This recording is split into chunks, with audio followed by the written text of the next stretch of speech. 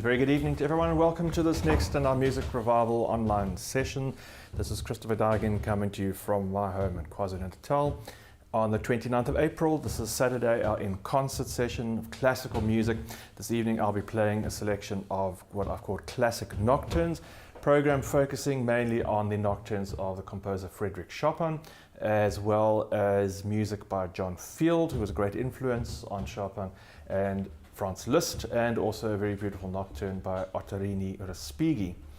The idea of these nocturnes, it's for me very beautiful music because the nocturnal atmosphere, a time of night, a time of recollection, a time of dreaming, a quietness in the air, a quietness in the energy of the earth. Nocturnal music is really an inward journey, it seems, for many, especially in these Chopin pieces. They really take you into a place of nostalgia, melancholy sometimes, and memory, and also great joy, and on occasion even some exuberance. And of course with great exuberance, yes, I know it's Saturday, but Lucy is so keen. Here we go. Luce, hello Luce, how is everything? Yes, little Lucy's here to say hello. And just because we are not showing favoritism, here is little Wendy as well. Little Wendy's coming to say hello. Hello Wendy, pop, yes, you're going to sit nicely in your basket. So the Chopin nocturnes, I'm going to play 3 in the beginning and 3 at the end. I'm playing them in chronological order, so you can see something about how Chopin's style changes in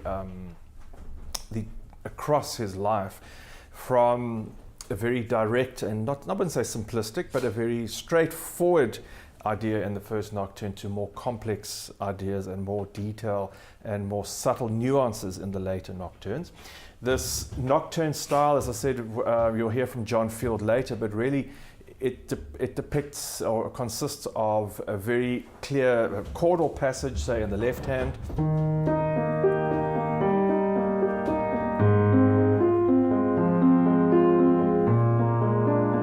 or for instance,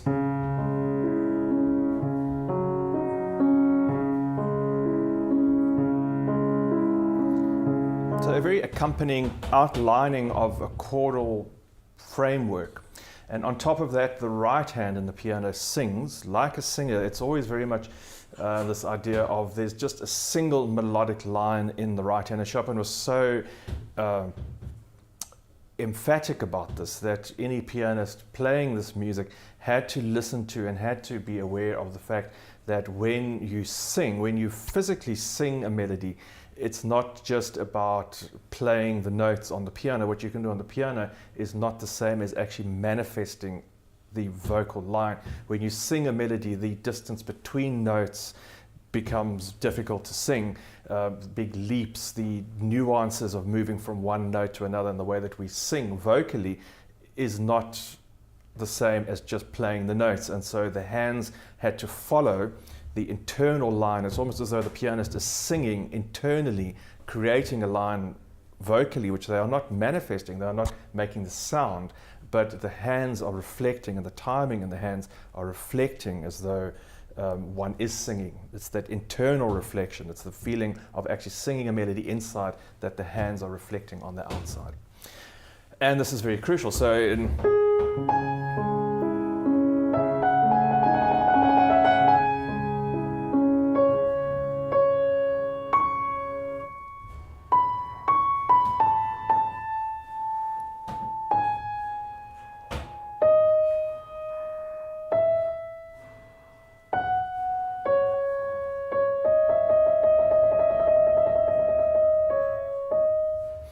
just one beautiful note at a time. That's the nocturne style generally in Chopin's hands, and as you'll see as it comes through in Field as well. A beautiful melody with a very gentle and a very atmospheric, a real sense of occasion, a real sense of color in the moment that something magical is happening, often quite delicate. So I'm going to start off with the 3 first nocturnes that Chopin wrote in C sharp minor. That piece that I've just been playing, it was a piece only published in 1949. It was found amongst his private papers. Chopin wrote this from when he was in France, sent it back as almost a private letter to his family in Poland. And in the middle section he quotes a melody from his own piano concerto in F minor.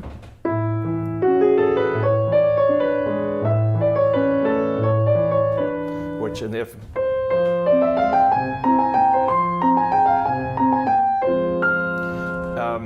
And the idea in the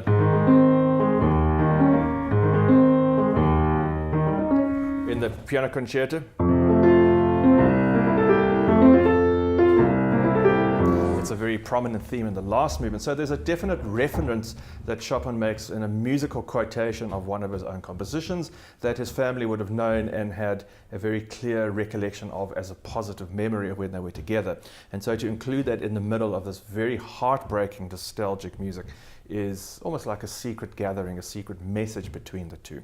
Then I move on to the first of the published Nocturnes, Opus 9, number 1, and then beautiful Nocturne in F sharp major, which is a very rich, bejeweled piece of great resplendence. I think it's very sort of like a autumnal, very warm, humid evening to it, in F sharp, Opus 15, number 2.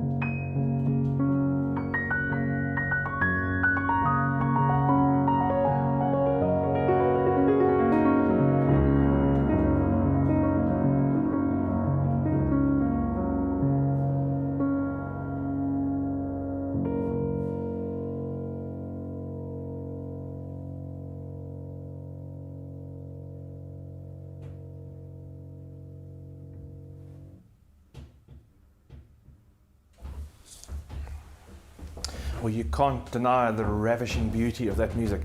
Three of the earliest Chopin nocturnes there, the Opus Posthumous C-sharp minor, the Opus 9 number 1 and Opus 15 number 3 from Frédéric Chopin. This beautiful contrast. I mean, each of those pieces is so unique, but yet this lyricism and this dual delicacy and this focus on kind of an atmosphere, a real stillness and calmness in the music, just making the piano the vessel, the outpouring of Chopin's most innermost thoughts and contemplative details really comes through to the form. As I mentioned, the Nocturne was really inspired or invented, maybe the first person to really call a piece of Nocturne like this and to write this piano piece in a substantial way was the Irish composer John Field. You'll see his dates on the title that comes up, but he would have been just a little bit older than Frédéric Chopin, and he taught for many years, or at least was based as court musician in the St. Petersburg court in Russia. So not very far from where Chopin grew up. It's quite possible that his music, his copies of his music would have been known to Chopin. He might have even heard him play. I'm not sure about that. But something about, very clearly about these pieces influences Chopin, especially in the manifestation of this style of writing, the clear left-hand pattern with the beautiful melody in the right hand, and this the little ornamentation.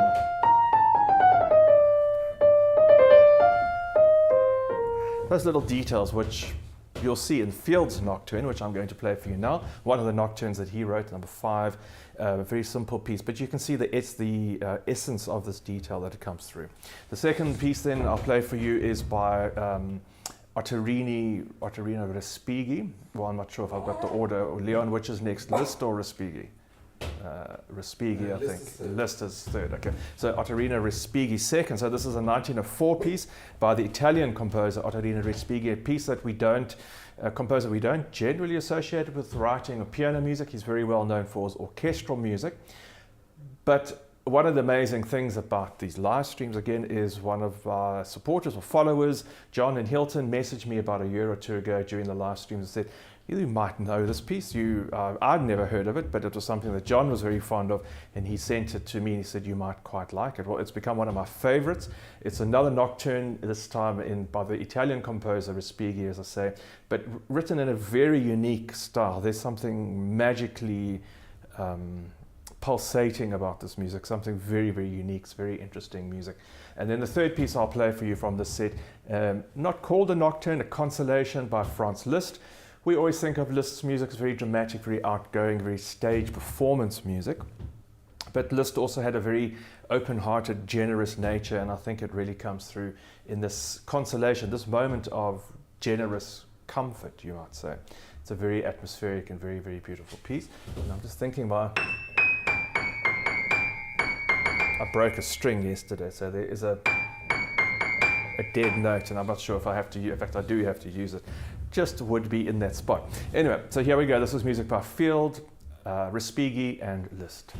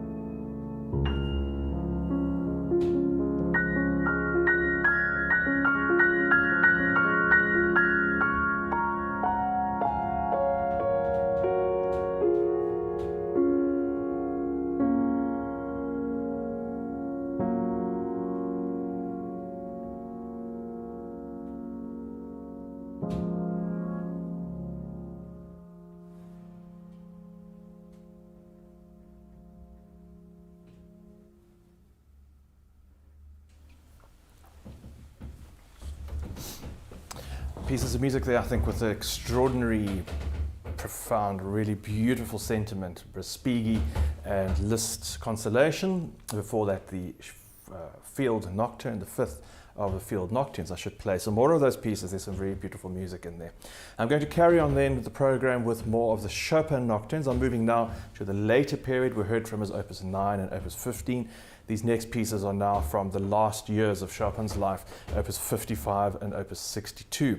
You'll see now a development in the complexity of the texture of the music, much more subtle details, especially in the second and third piece. And the first is very interesting, that there's such a simplicity, a plaintive refrain which repeats itself again and again and again, and that is part of the magnificent appeal of this piece, the Nocturne in F minor, Opus 55, number 1.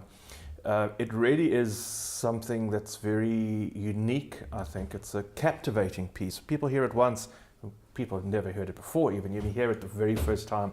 The message of the music is very clear, this very haunting refrain. Chopin repeats again and again and again in a turbulent middle section, and then he comes back. That haunting, gnawing refrain is still present, it's still not resolved. But then he somehow, and magically, he just lets the music float away, it just dissolves into the most magical sense.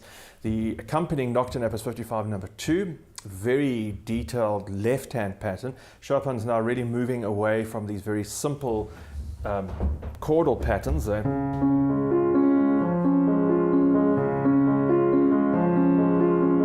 To something a lot more detailed.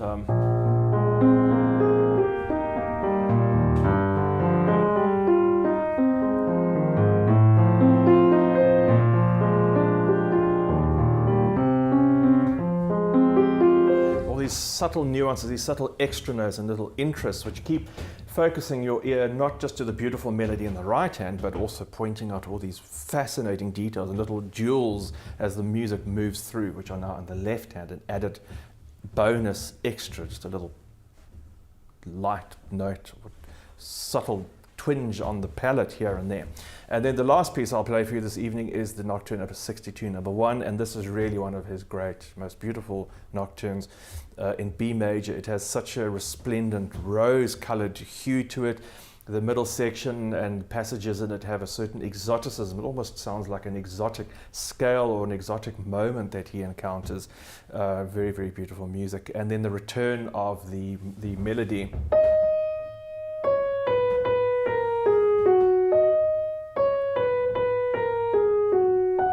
He, instead of having just single notes, he embellishes it with trills.